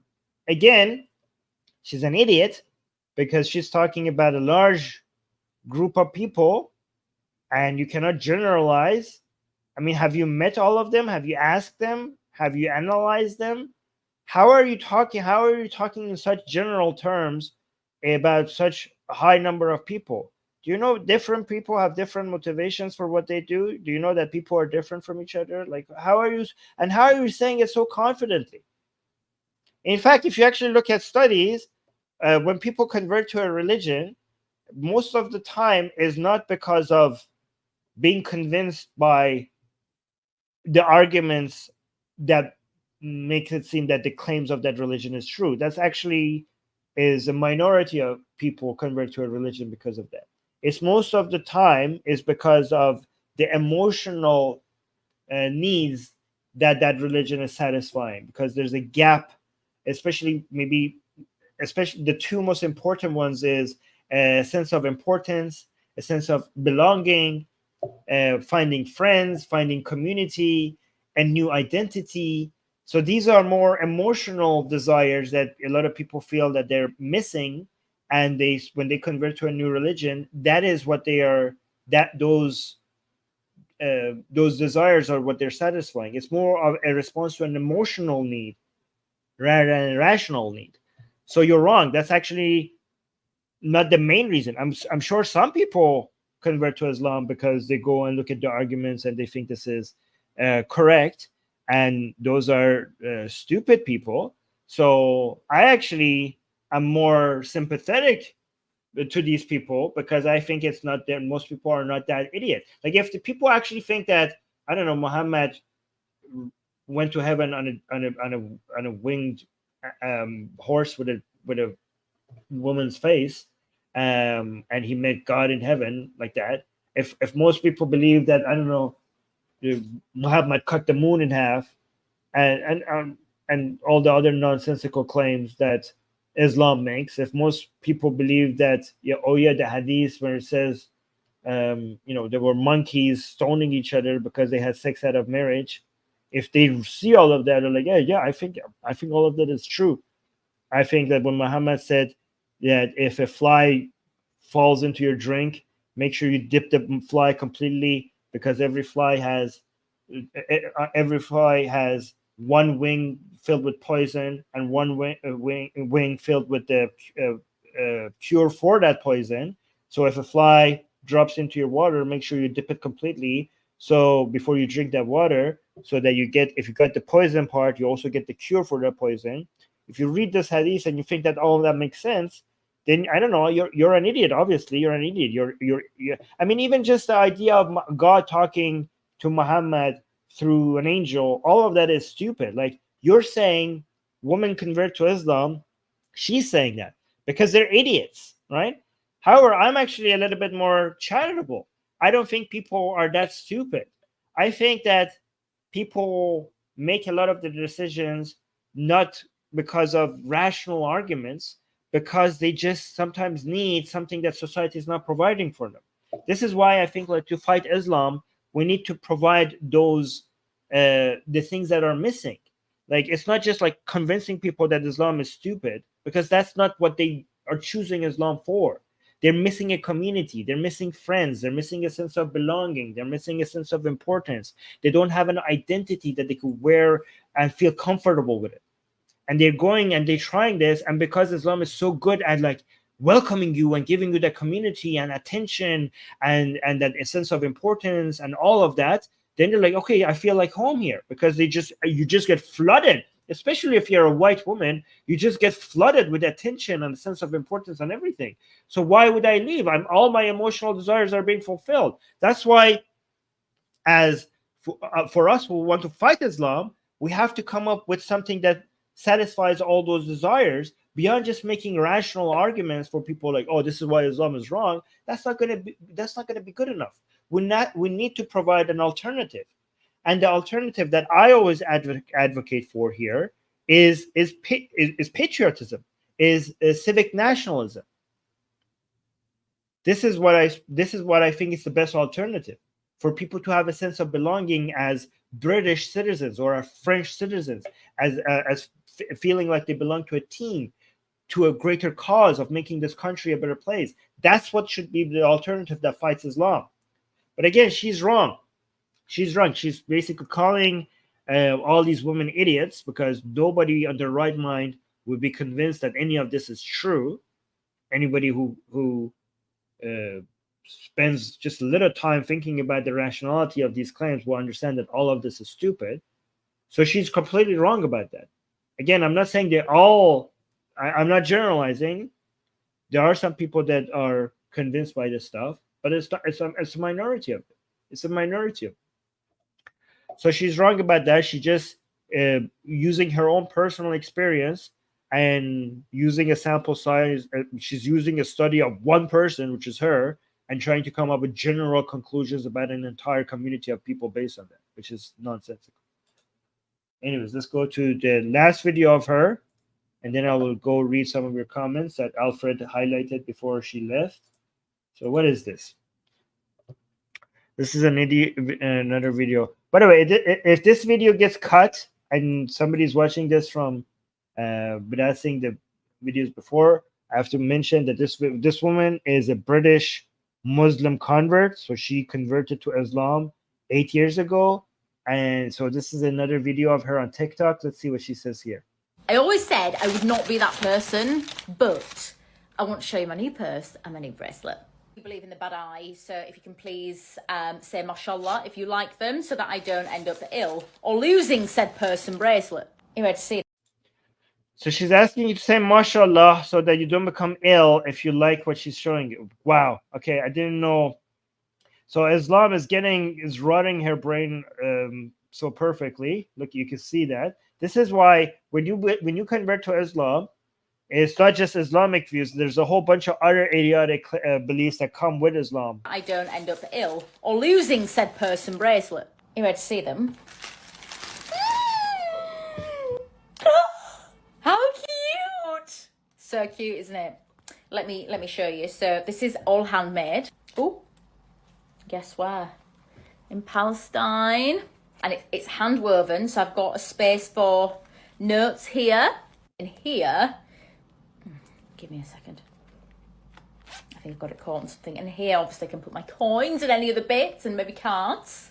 Very excited to use it. And obviously, because I'm a bit clumsy sometimes, if I wanted it like this, I can have it like this. Hey, mashallah, please. I don't want the bad eye, and I want to keep these things. Oh, I forgot I've got keyring too. So Exhibit B is my new keyring. Now, I have got one of these, which a lovely lady gave me as a gift, which is on my laptop bag. But you can never have enough watermelons, can we? And then, wait till you see the bracelet. Wait. No!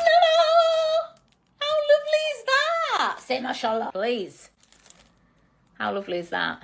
Pretty pleased with my little bits. Made in Palestine, for Palestine. You like them? I love them. You cannot have them. They are mine. What is happening? What is happening? This is a Muslim. Okay, so you can see what Islam is doing to her. She has become superstitious. She has become anti-Israeli. So obviously, I don't know why, it's because I'm Muslim now she has Palestine flag, which is, by the way, just for people, but the reason why I say anti-Israeli, because the Palestinian flag does not represent support of Palestine. It represents being anti-Israeli and anti-Jewish. That's what the Palestinian flag actually represents. Okay, they have turned that flag to a flag that is a symbol of supporting terrorism. That's what that flag means. But what is happening in the UK? This is now, guys, I told you in my previous videos, like this is a lot more dangerous than the Abdul guy with the Pakistani outfit or the mullah from your mosque. This is a lot more dangerous. This is how Islam is going to spread in the UK. This is the new face of Islam, and this is going to spread a lot faster than your local imam, okay, or than the Abdul in your, I don't know, grocery store that is wearing a completely Pakistani outfit, because those are not going to be able to, those types of people are going to stay in the Islamic side of London, okay? But this form of Islam, that you're seeing here, this is the face of Islam in the UK in the next decade, in the next couple of decades, okay? This is how Islam is going to come, because Islam cannot come for the rest of the UK in the form of an imam, okay? Islam can come for the rest of the UK in this form. This is, look at this face. Look at this face. Look at that face. That's Islam. That's the future of Islam spreading all over the UK. Just be like, this is what we're doing. I didn't pause this. I didn't pause on a funny place. This is her doing. This is the end of her video. I didn't pause, okay? She decided to make this the end of her video, okay?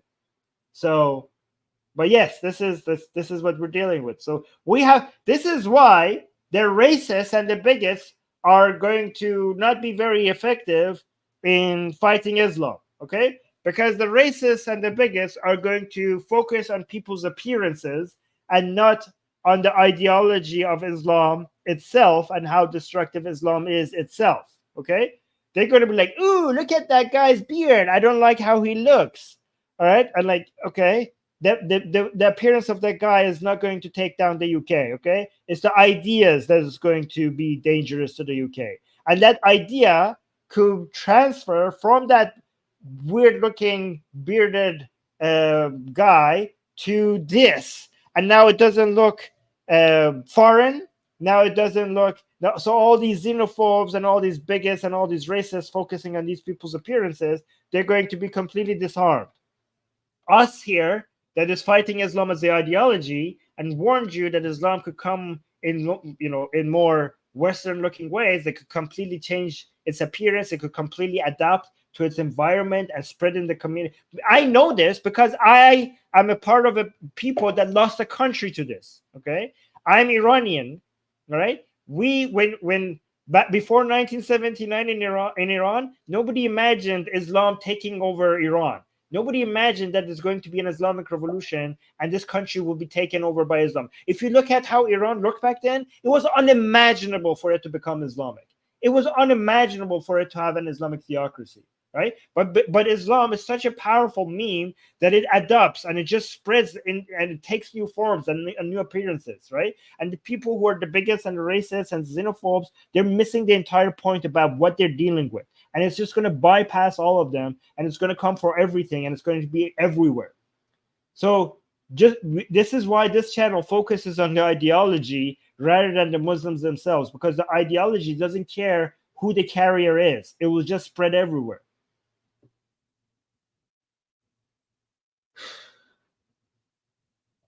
All right.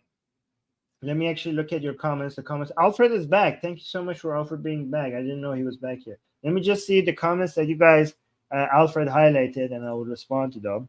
Sandeep is saying, now I understand why you people lost Iran. And now, that's what I was talking about. And now I also understand how, I think you mean India. India survived so long after the bomb blast in, I don't know, I don't think this is proper grammar. Okay. I only understood the first part of your comment. I don't understand the second part.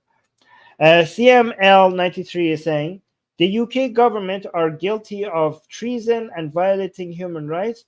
They brand whites with every evil term they seek to want to prevent. Oh, I think there's a dot there. Huh? They seek to prevent. They are enacting white genocide upon us. No, you're not. God damn. No, they're not doing white genocide. This is why you guys just lose it, right? Like, we are actually dealing with the Islamic threat, and now, so it's true that there is anti-white racism spreading around Western countries, okay? And we should bring awareness to it. There's a lot of unfair things, like a lot of things that white people do or say that is now being labeled as racist, and if other people say it would not be labeled as racist. There's a lot of accusations against white people. There's a lot of bias against white people in Western countries. That is fair to say. But then all of a sudden you go and you exaggerate and you're saying they are doing white genocide upon white people. And then this is how they will ridicule you. This is how it will make it difficult for people to take the actual anti-white racism seriously. Because you guys exaggerate, you guys make it a lot bigger than it actually is. And it's the problem that we have is already big enough for us to be concerned. You don't need to make it bigger than it is. And by making it much, much bigger than what it is, then it's going to be, the people will use it. Our ideological enemies will use narratives like yours to dismiss everything from our side, because they will basically brand us like we're lunatics. There is racism against white people. There is no genocide happening against white people. Stop saying that. It makes you look crazy. Alexandra is saying, first of all, I condemn the government for staying silent all of this time. Yes, that's good. If people knew they could count on it, this would not happen. Perfect. Yes, I like that statement. Then this comes saying, I swear, I think all of this crap they're done is that in the last week is to set Tommy up. They know they're going to be in trouble for falsely charging Tommy with terrorism. Now they are trying to manufacture. Okay, so if you're saying that the riots is designed by the government, I think that's too much of too conspiratorial. I don't think so. If you're saying that, I do think the government takes advantage of stuff like this that happens sometimes, right? So they don't design it. They haven't designed this. They're not behind making the riots happen. But at some point, something like this will happen. And when it happens, they might take full advantage of it for their political needs. But I hope that you're not suggesting that they're actually plotting this. That is too much of a conspiracy theory, right? But yeah, I do agree that they wait for stuff like this to happen, and they will eventually happen, and then take full advantage of it. If that's what you mean, then I agree. Levantix is saying, isn't Armin afraid that he'll burn in hell for his atheism? No, I'm not afraid. I am as afraid of that as much as I'm afraid of me and my family dying tonight from a vampire attack because I didn't put garlic in front of my door. Okay, I am equally afraid of those things. Okay, I am I mean, it could be true. It could be true that vampires are a thing, and that we all are we should be responsible to protect ourselves and our family. Just in case there are vampires, we should be putting garlic in front of our doors, just in case it's real. I mean, who knows? We can never be sure. So if you're concerned about hellfire, you should be concerned about vampire attacks at night as well, because who knows, right? All is saying, who would have thought? Wait, hold on. Let me read it from here. Who would have thought that the once imperialist Britain, after doing mischief all over the world, would settle for self-destruction? The irony of it by itself is amazing. First of all, this is not destruction of the UK, because we can save UK. This is a defeatist attitude. Guys, do not act like this is completely over. We should fight. We should stand up and fight for your countries. Stand up. Don't give up like this. UK it's not over until it's over. Okay? And let me tell you this, okay? First of all, imperialist Britain did not just do mischief around the world. Okay? It did a lot of good around the world. Many countries owe a lot to the imperialist Britain for all the technology and all the science and all the political methods and all the other standards that the imperialist Britain brought to the country. So see the good with the bad. Don't just act like it was just mischief and nothing else, right? Also, I have hope because liberalism wins. Liberalism at the end of the day wins. Liberalism will sometimes, lose in the short term, but it always come back. it will always come back. I mean, usually, right? And let me give you some hope for the Western liberal enlightenment, modern Republican, secular democratic model that we are all here trying to defend in Western countries, right? I hope you guys are standing up with me in defending these countries, these nation states, right? Instead of giving up on it. If you think that the UK is lost now, and this Western way of life is lost now, because when we're talking about this Western way of life, what are we talking about? We're talking about the liberal model, the liberalism, right? That's what we're talking about. If you want to bet against it, remember that as bad as things look right now, things were a lot worse, right? And I say this often, and I will say this here again to give you guys hope, right? If you were an adult in the years between 1933 and 1953, right? And if you followed the news, or if you just had access to a map and you look at the world, you would see that the whole liberal project, the whole modern liberal Republican tradition introduced in the 18th century in Western Europe through the Age of Enlightenment was nobody would have blamed you to come to the conclusion that that was a naive, optimistic dream that was pathetic and weak, that obviously it would not have worked. Because you would look at the map and you would have seen that liberalism has failed. Because if you look at the part of the world that the imperialist Japan and Stalin and the Nazis and Mussolini controlled, basically these three forces, the fascists, the Stalinists, and the Japanese Empire, these represent totalitarianism, which had came to take over liberalism. So you had totalitarianism on one side and liberalism on the other side.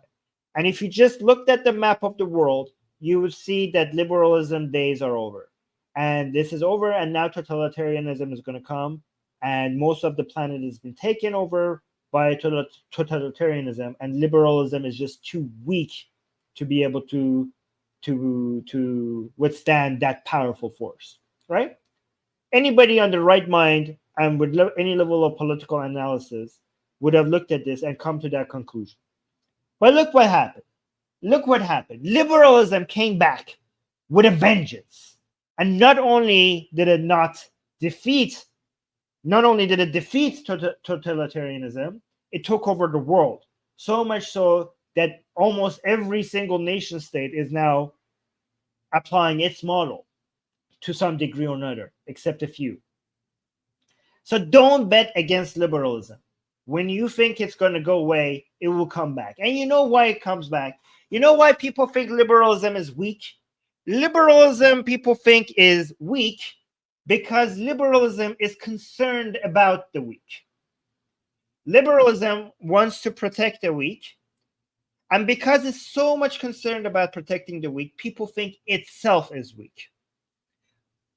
And people think that it doesn't have military might, and it underestimates how important force is. But this is what people don't understand.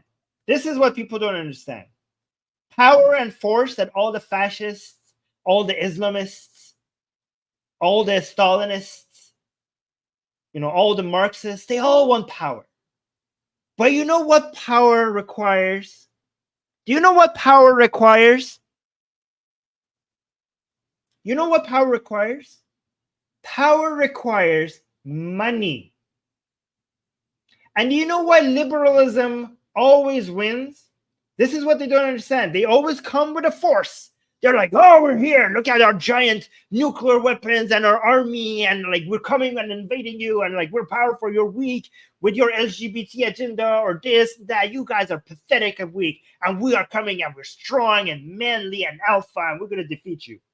But eventually they go bankrupt because they don't know how to run the economy. Liberalism works because it could afford giant militaries.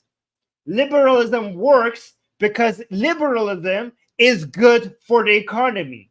And what is good for the economy eventually makes you money. And what makes you money makes you able to afford giant militaries. This is why liberalism always wins at the end, because liberalism is good for business.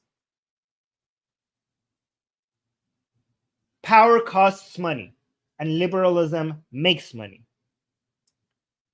So that's my defense of liberalism.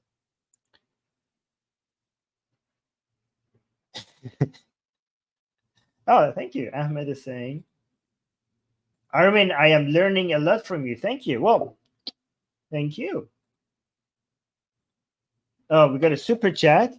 Arjun is saying, Sheikh Hasina fled Bangladesh. Yes, I know. I'm saying that. Susanna has sent me something about this in the. I haven't checked it. I know everybody is telling me this.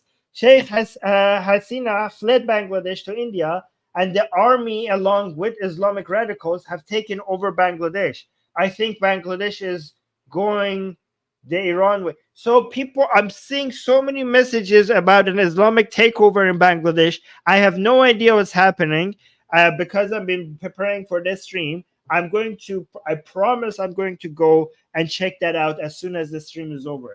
This seems crazy if the messages that I'm getting on my phone, on Telegram and WhatsApp, and the messages that Arjun is sending us here, I don't know how true this is, but it seems pretty intense. I'm going to go check this out as soon as the stream is over.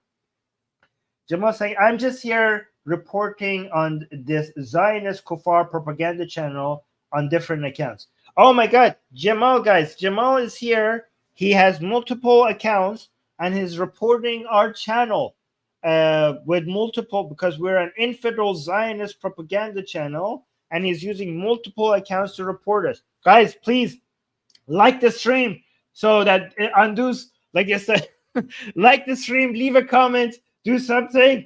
Jamal is taking us over, taking down this channel. Guys, help us out here. Like the stream, leave a comment, share this channel so I undo some of this negative force by Jamal. Okay. We're in a fight. Jamal is the soldier from the other side, from the Islamist side. Help me out here, guys. Like the stream. Oh, no. Guys, let's make sure I read all the comments before this channel goes down. Jamal might be successful. I'm going to try to read your comments fast, so if by the end of the stream, I don't know how much more time I have. Real is saying, who owns the media and the politicians? Well, the private, the shareholders of the company. Who owns the media? Depends on the media. Some of them, most of them, I'm assuming they have shareholders, and the shareholders of the company own that media. Easy question. easy question. Rebecca with the Palestinian flag is saying, pretty much every religion tries to take over. The UK has a long history of the Christian church dominating our society and government, and we still have bishops in the Lords. Okay, so not every religion is trying to take over. Some religions are trying to take over throughout history. Right now, it's only Islam that is trying to take over. I agree that Christianity was trying to take over. I don't see Christianity trying to take over, like totally. I do know that Christians are trying to be more influential in politics. That is true. But taking over, right now, that's not happening. That was happening before in history. Right now, that is happening. Also, it doesn't make sense for us to say like all religions, because there's different degrees. And it's not just a historical thing. Islam, by its very nature, is more political than other religions, okay? Especially compared to Christianity. Let me just say, so historically, Christianity has been more or less political. Islam has always been political. But if you just look at scripture itself, separate from its history, if you just look at the scripture itself in Christianity and Islam, you will come to the conclusion that Islam will always naturally be more political. And it will always, if it's let loose, will always try to take over more completely than any other religion, but with a huge distance. Like, it's not even comparable. And for people to understand this, I will just give you a very summarized explanation of this for you to understand why Islam is a lot more political, right? And again, I know this is a huge simplification, but it's a very quick way for you to understand what's going on here. Okay, I could get into a lot more details, but I just want you to understand the simplified version of it, right? If we simplify, and I know this is a huge simplification, if we just simplify Christianity to just say Christianity is to believe in Jesus and do what Jesus wants you to do, all right? So basically the belief and what you're supposed to do, right? And if we just, I know it's more complicated than that, but let's just say that that's what Christianity is. And if we say Islam is to believe in Allah and Muhammad and to do, let's just make it more simple. To believe in Muhammad, because if you believe in Muhammad, you also believe in what he said, which is Allah. To believe in Muhammad and to do what Muhammad told you to do, right? Wants you to do. So Christianity is to believe in Jesus and do what Jesus wants you to do, and Islam is to believe in Muhammad and do what Muhammad told you to do and wants you to do, right? And so I know Islam includes a lot more, but all of those other things Muhammad will told you to believe in those things. So this is a very good simplification of it. Christianity, believe in Jesus and do what he said. Islam, believe in Muhammad and do what he said, right? So now I reduced Christianity to Islam, Christianity to Jesus, and Islam to Muhammad. So I reduced it to now these two figures, Jesus and Muhammad. So now let's look at Jesus and Muhammad. Jesus was a rebel against the religious authorities at his time, right? He rebelled against the religious authorities at his time. Muhammad was a rebel against the religious authorities at his time. So Jesus rebelled against the Jewish, rabbis of the temple where he was, and Muhammad was rebelling against the Mushrikeen Qurayshi tribe. There was a religious establishment where Jesus was, and there was a religious establishment where Muhammad was, and they were both rebels against that religious establishment. Okay, so far, the same. They found Jesus at one night. They went to find Jesus at one night to kill him. They went to find Muhammad in Mecca one night to kill him. Right? So far, the same. Jesus was there that night. Muhammad was not there that night. They found Jesus and they crucified him. They killed him. Muhammad that night, when they went to kill him, the Qurayshi, when they went to kill him, they removed the blanket to kill him, but Muhammad was not sleeping there. Ali was sleeping there instead. And Muhammad had ran away to Yathrib, to Medina. So Jesus was a rebel that the religious authorities managed to arrest and execute and kill. So his rebellion failed and did not continue. I know that Christians come say that was the plan anyways. Okay, that's your view. I'm telling you from the atheist perspective. He was a rebel that failed, was executed for his rebellion. Muhammad lived on. His rebellion continued, and he was successful in his rebellion. So Jesus's career, prophethood, has only the Meccan phase, where he was preaching against the religious authority, but he did not take down the religious authority, and he did not rule. Muhammad has the second phase.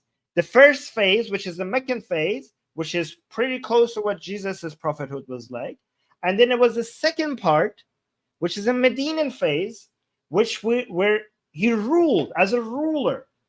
So if you want to follow Jesus, you don't have a part of his life where he was ruling. There's no ruling part of Jesus's prophethood career. But if you want to follow Muhammad, his career included him ruling over a society. So because following Muhammad includes a prophet that was also a ruler, that had politics, that he introduced a political model, then that makes Islam a political religion, a much more political religion. I know Christians in the live chat are saying your take on Jesus is very wrong, but you are a Christian, as I can see with your logo, and I'm an atheist. What did you expect? Did you expect for you to agree with for you as a Christian to agree with my take on Christianity as an atheist? Of course, we're going to have disagreements over my takes on Christianity. I'm an atheist. You're a Christian. All right, so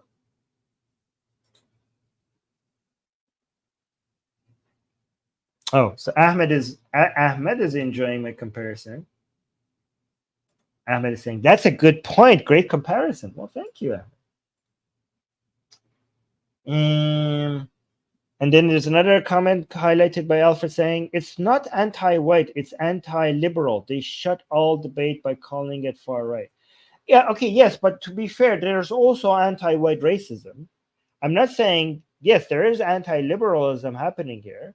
There are a lot of people who are patriotic in the UK who are not white, but they're being shut down and being called far right. There's a lot of black people. There's a lot of Middle Eastern UK citizens who are patriotic about being UK citizens.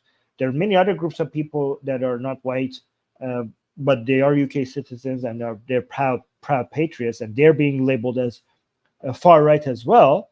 I acknowledge that, but there's also this other thing that is happening that is a separate thing that I was referring to. There does exist anti-white racism in Western countries.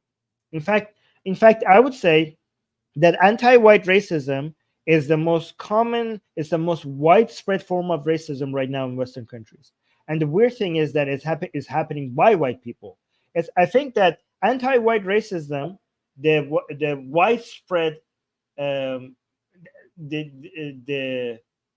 widespread and how normal it has become, is the first case of this level of racism that is being done by the people that are actually belong to that ethnicity or race.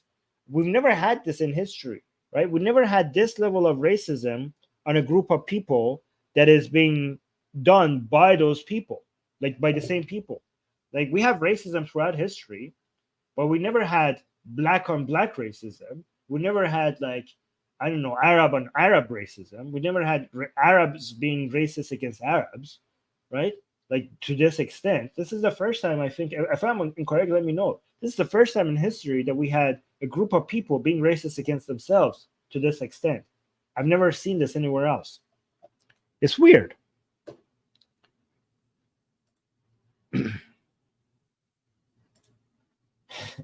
Yeah, see, now you agree with me. He's like, yes, this is weird. Yeah. Sid is saying, does he mean Sharia for UK and child bride for people are better than the, I don't know what you're saying, the native far right people? I don't know what you're referring to. Okay, so, but thank you, Sid. Let me actually read this one, last one. So remember, Armin, remember stream you did about all the washing rules mandated to Muslims? They had special rules for girls that don't menstruate. Yes, plus all the weird deal animal rules. They are psychos and well, that was an Islamic. Yeah, so those they're not all. That was a specific weird scholar that I was reviewing, right? So that was not like Sahih Hadith, right? But also, they are not psychos. That's the problem, because if they were psychos, then we should sympathize. Then it would be excusable. So don't call them psychos and pedos, and because these are psychological disorders that you're referring, that if these people actually had psychological disorders, then we should actually not be condemning them, because they just should be treated. We don't want to criminalize psychological disorders. The problem is that they do not have psychological disorders. These are people that are psychologically sane, but they're influenced by this evil ideology. So no, do not use psychological disorders to identify what the problem here is. The problem is Islam. Right. Anyways, thank you guys. Thank you for supporting this channel. Thank you for liking. We need more likes today because there's this guy that is using so many accounts to report us. So we need more likes today than ever before. So the Atheist Republic Army, just these likes are your these are your bullets. Basically, you're fighting in this fight, and that's your weapon. Like the stream, leave a comment, subscribe, hit the bell notification, and recommend this channel. Please tell people Atheist Republic on YouTube. Just say that, okay? They just tell them to go check it out. Atheist, it's really easy. Atheist Republic on YouTube. And also, guys, let's do that. Let's do the hashtag thing. Hashtag she was 9, okay? Hashtag she was 9. It's a very simple hashtag, and do the 9 with the number, okay? That works, right? She was 9. That would be, yeah, that would work, right? If we do it the 9 number, right? So let's do that. Let's make that a thing. Hashtag she was 9. Anyways, thank you guys. Till next stream. Bye. And thank you, Alfred. Thank you, Alfred, for highlighting your comments. And Dolly for finding these videos.